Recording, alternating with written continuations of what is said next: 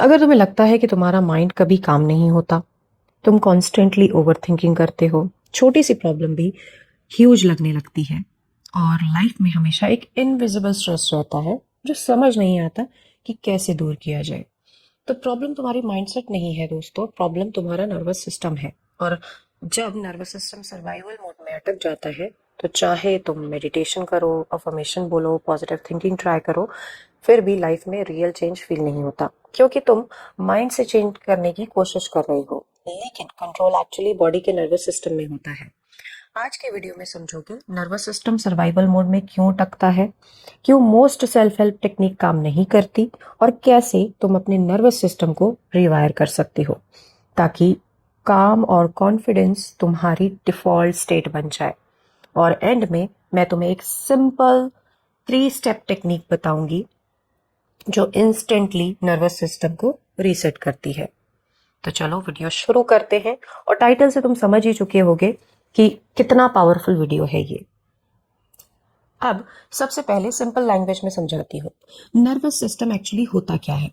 तुम्हारा nervous system basically तुम्हारे body का सिक्योरिटी सिस्टम है। इसका मेन काम है कॉन्स्टेंटली चेक करना, क्या मैं सेफ हूँ या मैं डेंजर में हूँ, एम आई ऑल राइट। और उसके बेसिस पर बॉडी स्विच करती है 2 मोड्स में, फाइट और फ्लाइट। ये सर्वाइवल मोड है। इसमें हार्ट रेट फास्ट हो जाता है, बॉडी टेंस हो जाती है, माइंड ओवर एक्टिव हो जाता है। ये मोड तब एक्टिवेट होना चाहिए जब रियल डेंजर हो, जैसे अगर जंगल में टाइगर आ जाए। लेकिन प्रॉब्लम ये है, आजकल बहुत लोगों का नर्वस सिस्टम हर छोटी चीज़ों को टाइगर समझने लगा है। जैसे एग्जाम्पल के तौर पे बताती हूँ कि बैंक अकाउंट बैलेंस देख के उनको स्ट्रेस हो जाता है ना। रिलेशनशिप में कॉन्फ्लिक्ट आया, स्ट्रेस हो गया। शादी नहीं हो रही, स्ट्रेस हो गया। किसी का लेट रिप्लाई आने पे वो लोग स्ट्रेस्ड हो जाते हैं, है ना। एग्जाम क्लियर नहीं हुआ, स्ट्रेस हो गया। और जब नर्वस सिस्टम बार बार डेंजर फील करता है, तो body permanently high alert mode में रहने लगती है। इसलिए लोग फील करते हैं consistent anxiety, over thinking, emotional reactions, exhaustion, tension, stress. लेकिन यहाँ एक बहुत इंपॉर्टेंट पॉइंट है, नर्वस सिस्टम रियल डेंजर पर रिएक्ट ही नहीं कर रहा हमारा। समझ रहे हो रियल डेंजर क्या भाई? जंगल में छोड़ो, यहीं पे रोड पे चलते हुए सामने से शेर आ गया, ऑब्वियसली डर लगेगा, ऑब्वियसली अपनी जान बचाओगे। तो समझ में आ रहा है कि हाँ भाई डर लग रहा है, बचाओ, जिंदगी और मौत का सवाल है, शेर खा जाएगा। बट एक्चुअल में इंसान पता है किस पे रिएक्ट कर रहा है?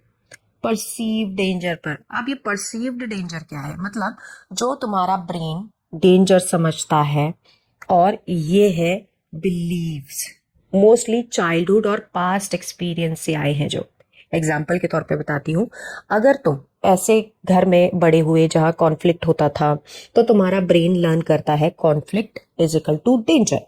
इसलिए अडल्टहुड में भी छोटी डिसएग्रीमेंट पर नर्वस सिस्टम पैनिक मोड में चला जाता है। किसी ने कुछ कह दिया, चाइल्डहुड का ट्रिगर ट्रिगर करेगा और वो रियलिटी फील होगी। बचपन में पेरेंट्स ने प्यार नहीं किया, अडल्टहुड में पार्टनर ऐसा मिलेगा जो धोखा देगा, प्यार नहीं करेगा, रिस्पेक्ट नहीं करेगा। तो ये सब डेंजर बन जाता है आपकी करंट लाइफ में। तो ये पर्सनालिटी फ्लॉ नहीं है दोस्तों, ये एक सर्वाइवल एडेप्शन है।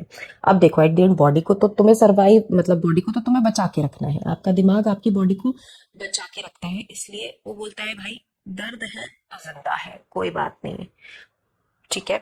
अब what most people do wrong, ये समझते हैं ज्यादातर लोग क्या गलती कर रहे हैं।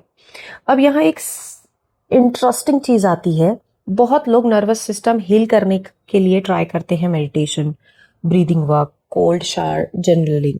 अब ये सब हेल्पफुल है, मैं मना नहीं कर रही हूँ, ये बहुत काम आती है, लेकिन ये एक प्रॉब्लम सॉल्व नहीं करती, ये सिर्फ सिम्टम्स मैनेज करती है। सोचो तुम्हारी बोट में होल हो और पानी अंदर आ रहा है, ब्रीथ वर्क और मेडिटेशन क्या करते हैं, वो बकेट से पानी निकालते हैं, टेम्पररी रिलीफ मिल जाता है। लेकिन जब तक होल रिपेयर नहीं होता, पानी वापस आता रहेगा। जो तुम लोग बोलते हो ना, पहले तो मैं कर पाती थी, अब मेरे से नहीं हो रहा, या छोटा तो हो रहा है बड़ा नहीं हो रहा, तो उसी का आंसर है ये। अब वो होल क्या है समझते हैं, डीप सबकॉन्शियस बिलीव। दोबारा से बोलूंगी, वो होल है डीप सबकॉन्शियस बिलीव। जैसे अगर मैं परफेक्ट नहीं हूँ तो लोग मुझे रिजेक्ट कर देंगे। मैं ब्यूटीफुल नहीं हूँ इसलिए मेरी शादी नहीं हो रही। अगर मैं रेस्ट करूंगी तो लाइफ खत्म हो जाएगी, 2 मिनट भी मैं रेस्ट नहीं कर सकती भाई। गिल्ट आ जाता है ना। मैं कंट्रोल छोड़ दूंगी तो कुछ बुरा हो जाएगा, अरे उसने मेरे को कुछ बोला, मैं उस पर रिएक्ट नहीं करूंगी तो मेरे साथ कुछ गलत हो जाएगा। जैसे आज एक एग्जाम्पल के तौर पे बता रही हूँ, आज हमारे एक सब्सक्राइबर की सक्सेस स्टोरी आई है। जब से वो हमारे ग्रुप से, हमारे चैनल से जुड़ी है, उन्होंने एक बात को बहुत अच्छे से समझा है कि जो चीज़ तुम्हें ग्रो नहीं कर रही वहां अपनी एनर्जी वेस्ट करना बंद कर दो। उसी चीज़ को उन्होंने अप्लाई किया। उनके कोई कज़न ब्रदर हैं, उनको कुछ ताने वाने देने लगे। तो उसी टाइम देन एंड देयर उनके दिमाग में एक थॉट आता है कि do I really want to react on this, क्या मुझे इस पर रिएक्ट करना चाहिए। उन्होंने चूज किया इग्नोर करना। थोड़ी देर बाद वो उस स्टेटमेंट को, ताने वाली स्टेटमेंट को भूल गई। और थोड़ी देर बाद उनके कज़न भी दूसरे टॉपिक पे आ गए। इससे उन्हें समझ में आया कि उन्होंने जब ये डिसाइड किया कि जो चीज़ मुझे ग्रो नहीं कर रही, मुझे अपना रिएक्शन उधर नहीं देना, तो देन एंड देयर वो सिनेरियो चेंज हो गया। तो moral of the story is, whatever is not helping you, do not waste your time on that. Example, अगर वो उसको रिएक्ट कर देती तो उसका कुछ भला तो नहीं होता, लेकिन एक डेंजर जरूर शुरू हो जाता, विच इज कॉल्ड एंगर, गुस्सा। और जब जब उस इंसान को वो देखती, वो एक लिमिटिंग बिलीफ बन जाता, ये मुझे ताने मारता है, इसकी मुझे शक्ल नहीं देखनी। और वही चीजें उनकी लाइफ में आने वाले टाइम में बार बार रिपीट होती। तो उन्होंने चूज किया उस जगह पे एनर्जी ना देना जो उनके लिए लाइफ और डेथ नहीं है, शेर नहीं आया है सामने। तो आगे बढ़ते हैं इसी कहानी के साथ। जब तक ये बिलीफ चेंज नहीं होते, नर्वस सिस्टम लाइफ को थ्रेट समझता रहेगा। देन एंड देयर उन्होंने वो थॉट चेंज किया, I don't want to react on unnecessary thing which is no longer serving me, why would I waste my energy. Then and there उन्होंने अपना believe change किया, और then and there उनके believe changing का उनको benefit मिला।